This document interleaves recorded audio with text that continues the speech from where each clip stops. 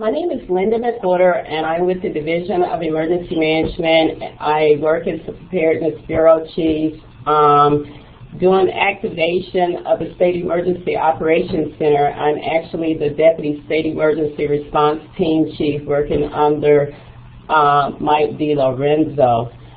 Today, we're going to talk about working with first responders and emergency personnel.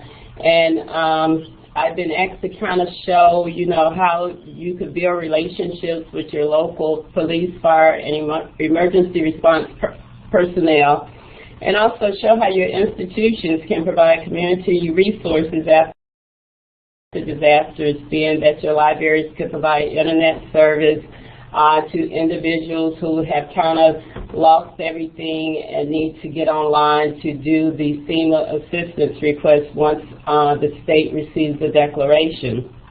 And also just really kind of stressing personal relationships with local emergency response to plan and respond effectively. And one way we're going to do that is talking about the Citizens Emergency Response Teams, which throughout the state of Florida, we have about 215 of those teams sprinkled throughout the state of Florida.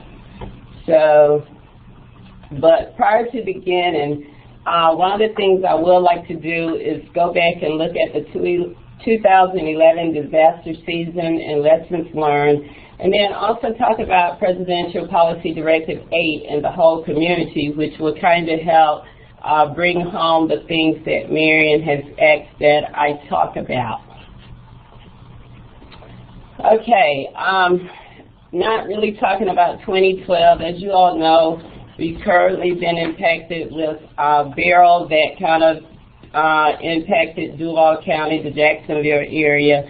And then we just recently had Debbie that we were activated for about 14 days, which was a big flooding event that impacted about 19 counties within the state of Florida. We just had Ernesto, who's going to Mexico, and also Florence, who came up, and now she's a tropical depression. But just trying to give you a background of major disaster activity in 2011. Just some background before we really start getting into the pictures about 2011. The federal government provided assistance to states 240 times during 2011. There was 29 emergencies declared that provided limited federal assistance to support life-saving, life-sustaining activities.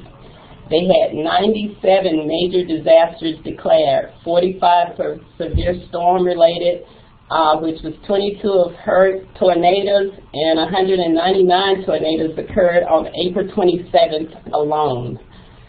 There was 12 major disasters that exceeded $1 billion each. Of these disasters alone, the total estimated damage amounts exceeded $200 billion. Other DHS components were prepared to surge personnel. They provided 24 million liters of water, 12 million meals, 1,000 generators, 55 infant and toddler kits, and there were over 545,000 individual or households that applied for disaster assistance. During the 2011 year, FEMA actually awarded over $900 million in grants to disaster survivors.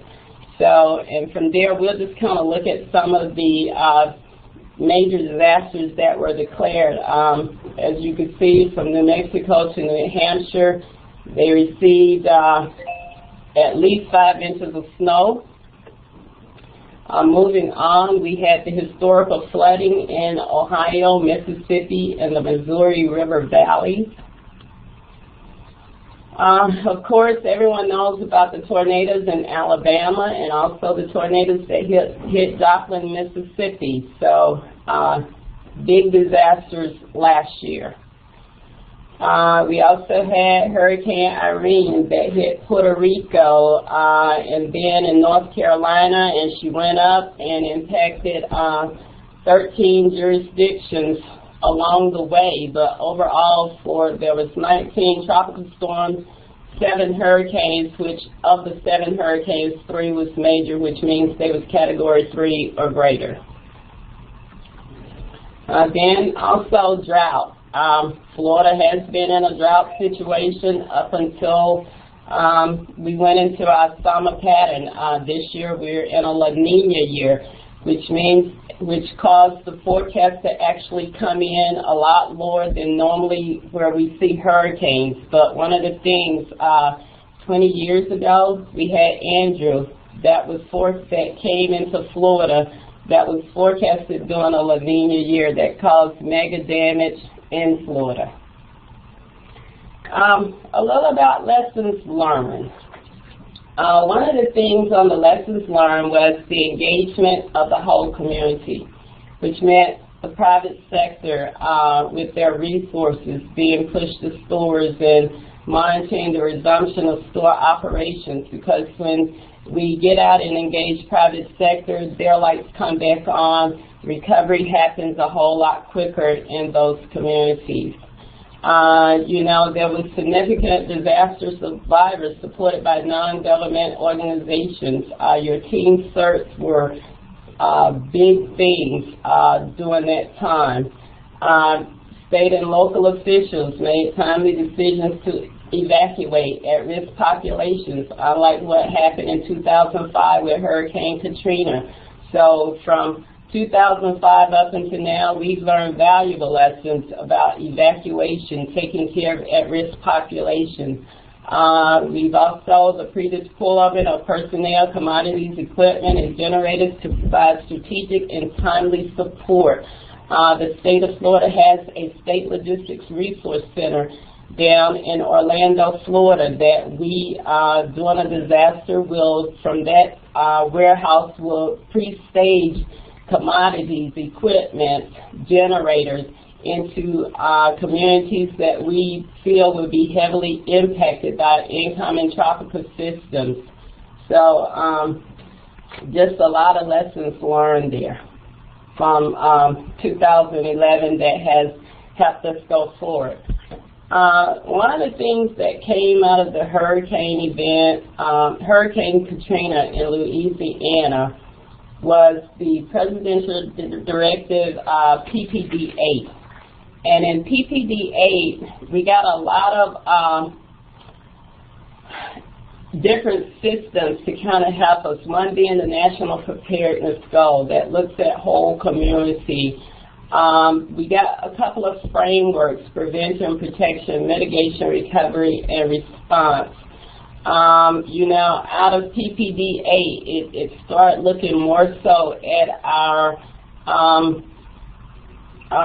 what am I trying to say? We started looking at our private sector. We started looking more so at our non-governmental organizations that, bring so much to us when we're activated and impacted. So PPD-8 is now the new buzzword for moving forward. And like I say, the whole community approach, where you guys come into play. When things happen, we got the volunteer agencies, your faith-based agencies, your private sectors. We rely on the mutual aid. So when things happen in the communities, it's not so much the government coming in first, but it's neighbors helping neighbors to kind of decompress and tell someone things are going to be okay. And then which gets into the things that Marion wanted me to talk about building, you guys building relationships with the local police, fire, and emergency response. The first thing you probably need to do is, number one, engage with your emergency management director within your county. Normally, go to the EOC, Emergency Operations Centers, volunteer there, say, here's the things that when something happens in the community, here's my space that I could offer, give them the resources that they need. When you get declared for when you get a declaration and FEMA's going to provide all this support and people's homes have been impacted and they need internet access, go in and say, hey, we can stand up internet capabilities at the library so that you guys could come in. Normally in each one of the communities, there's quarterly meetings that the regional coordinators put together where all the emergency management directors, all the faith-based organizations, some of the private sectors have meetings. You know, become a part of those meetings. Find out how you and your organization can provide those support mechanisms to that community when that community is impacted.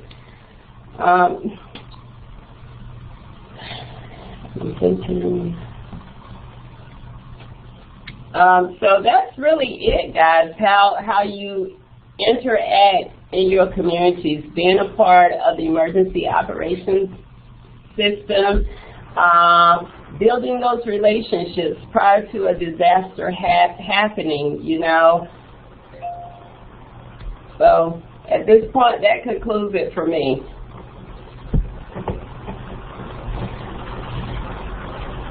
Thanks. This is Miriam.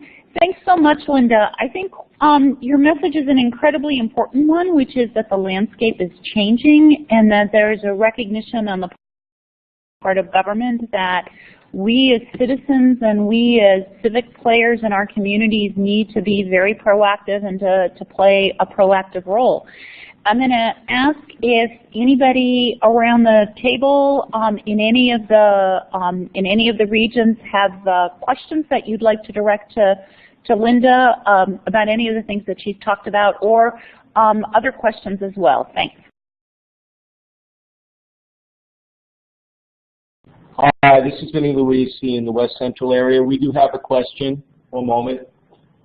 Hi, this is from the Ring Lane. I was just interested, you say the central supply for the state is located in Orlando. Is there a process for institutions that either have a contact there, or is this something that the state deploys? Can you tell a little bit more about this process?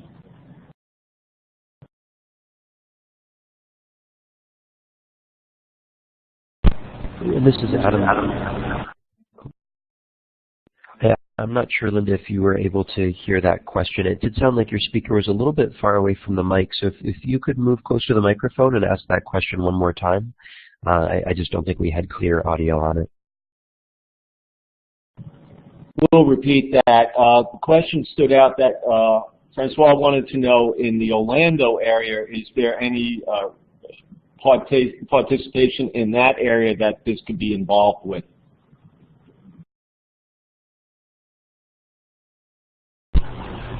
Can I repeat the question?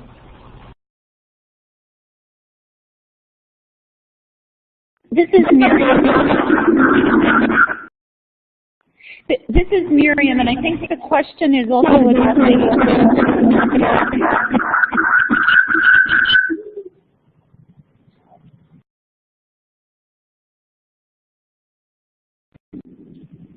So this is from Bradenton. I just wanted to check. I understood that there's a central supply in Orlando that's organized by the state, and I was wondering if there's a process for institutions to either have a contact there, or is this something that the state generates after there's a need that arises? As far as the supply, the central location in Orlando, the way response works is that when you have a community that is impacted, it normally goes through the Emergency Operations Center up to the State Emergency Operations Center. Everything that happens during an event must come from the EM director of the county that you live in up to the State Emergency Operations Center, who in turn will fill that requisition. And that's why it's so important for you guys to, number one, learn who your county emergency management director is, and number two, you know, start building that relationship with him and with all major players in your county before an event happens. It does a number of things for you. Number one, he knows what resources you have, but number two, you know what resources are available in your county. So it's just really important, you know, to build relationships before an event as opposed to trying to build a relationship after an event happens.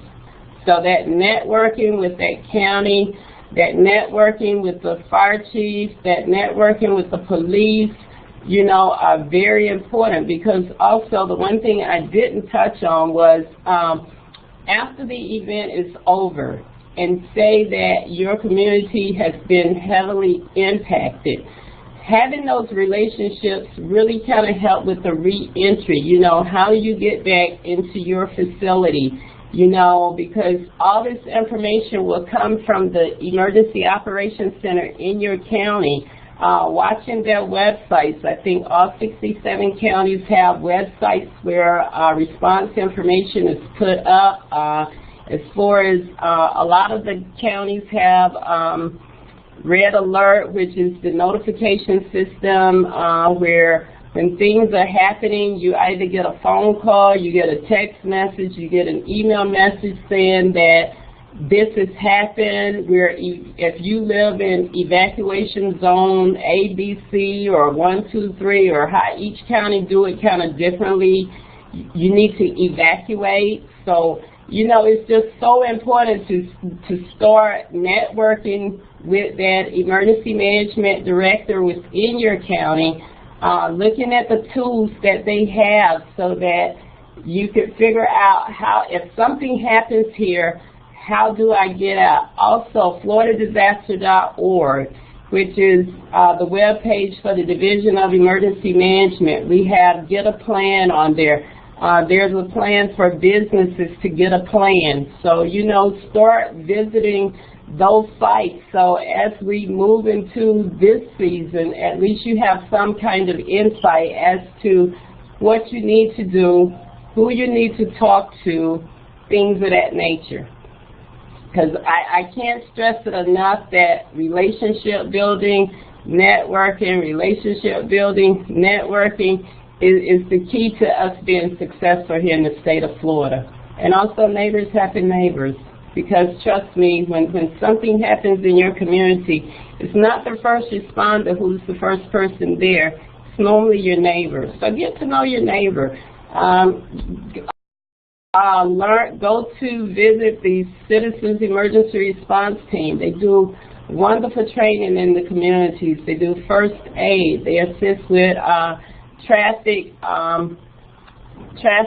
planning and things of that nature. These guys are normally connected into a law enforcement or into a fire. So here we go again, networking, building relationships,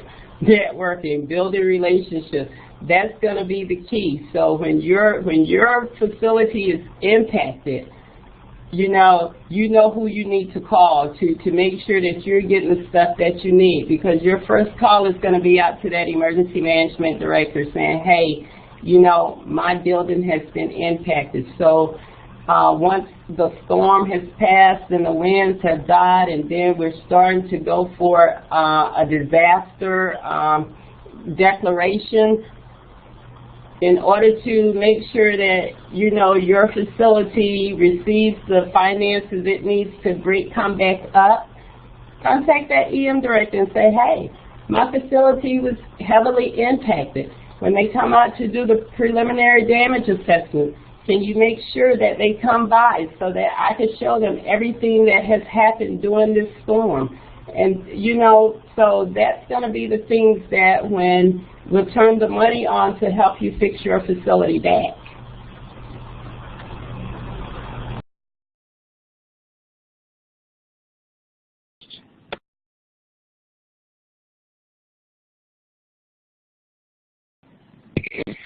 Linda, back to you to ask the question of where do libraries and archives fall in the PPD-8 system? Libraries probably would fall under government entities because they're normally county assets, so they would be government entities.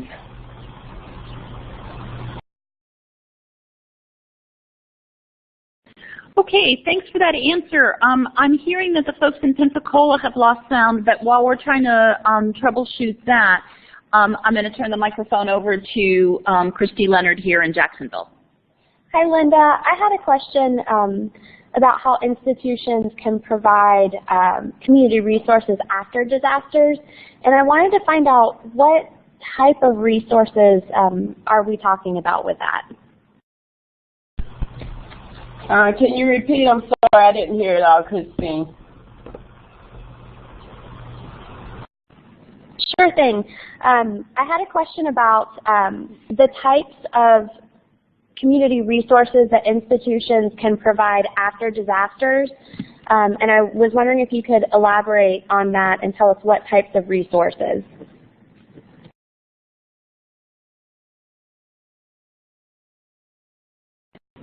So basically, how can our museum help the community after a disaster? What types of resources could we provide?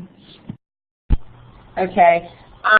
You can provide internet service because normally you guys have backup generation. So once the power and everything comes back on, and providing the internet service is that after a disaster, we pretty much know whether we're declared or not because it just depends on some things that happens early on. So FEMA normally sets up a web page that people could go to apply for assistance. You could do that. If you have like rooms, like conference rooms, they have what they call disaster recovery centers that you could open that up to them for them to come in, where there's a series of people who comes in and offer different types of assistance to the survivors. Driver's license come in, children and family come in because they're the ones who actually provide food vouchers. American Red Cross comes in, they provide shelter vouchers. So, you could take your facility, especially if it's not open back for as usage as a library, and allow it to be used as one of the disaster recovery centers. And those are some of the things you could talk to the EM director about and say, hey, in case there's an event, we have a huge room here that if you ever need a place for to put a disaster recovery center, I have enough space that will accommodate, people coming in. Plus, you get people coming in and they get in and get to looking around and they want to read a little, who knows.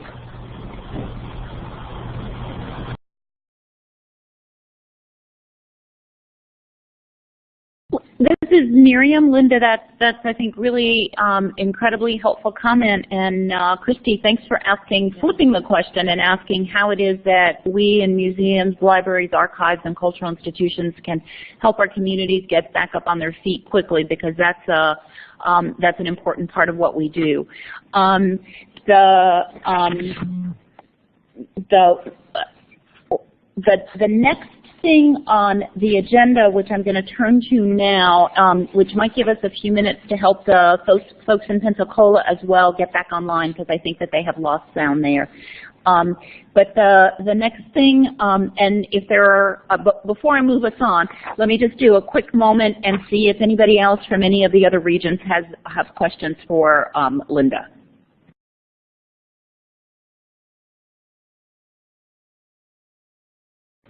Okay, welcome back, Pensacola. Just got a text message saying that you're back on, and I'm delighted to hear that. Linda, I'm going to take a moment to thank you, because I think it's really important for all of us in cultural institutions to really understand that there is a change and a shift in the way government agencies are working, and that change and shift helps all of us understand better understand how we can prepare ourselves for disaster and help our communities respond to disaster. So thank you very much for all of the background information and your wonderful advice.